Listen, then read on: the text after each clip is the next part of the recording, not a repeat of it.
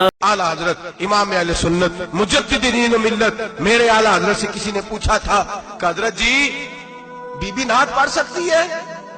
फतावा रज़विया की 14वीं जिल्द, बीबी मिलाद पढ़ सकती है? मिलाद आला हजरत ने फरमाया अगर बीबी मिलाद पढ़ गई हो, नात पढ़ गई हो और उसकी आवाज गैर महरम के कानों तक जा रही हो, फरमाया उसे सवाब नहीं होगा, उसे हराम काम करने का गुनाह दिया जाएगा।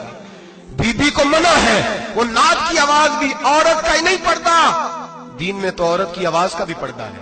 दीन में तो औरत की हजरत सैयदा ज़ैनब, हजरत फातिमा की वो लख्ते जिगर जो मैदान करबला में इमाम हुसैन बराबर की शरीक रही सैयदना इमाम हुसैन के साथ। याह्या बिन मोइन कहते मैं 15 साल तक हजरत ज़ैनब का पड़ोसी रहा हूं। 15 साल, घर बराबर होता है ना, बंदा बीबी देख ही लेता है।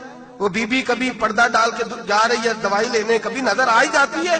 कहते 15 साल में सैयदा फातिमा की बेटी का पड़ोसी रहा हूं, मैंने कभी बुरके में छुपी हुई ज़ैनब भी नहीं देखी, बुरके में छुपी हुई ज़ैनब भी कभी नहीं देखी। हजरत अब्दुल्ला बिन जाफर तैयार जनाबे अलीउल मुर्तजा के भाई थे, उनके बेटे के साथ इनका निकाह हुआ था, बीमार हो गई तो हजरत अब्दुल्ला कहने लगे ज़ैनब चल तुझे हकीम के पास ले जाऊं, तबीब के पास ले जाऊं। तो हजरत ज़ैनब कहने लगी आप जाइए मेरा हाल बता के दवाई ले आइए। तो हजरत अब्दुल्ला जाफर तैयार कहने लगे शरीयत में गुंजाइश है डॉक्टर के पास जाने, हकीम के पास जाने की गुंजाइश है, तू चलती क्यों नहीं? तो हजरत ज़ैनब कहने लगी शरीयत में गुंजाइश तो है पर अब्दुल्ला मेरी मजबूरी ये है कि मैं फातिमा की बेटी हूं। शरीयत में गुंजाइश तो है पर मेरी मजबूरी ये है कि मैं हुसैन की बहन हूं। शरीयत में गुंजाइश है पर मैं हसन की बहन हूं।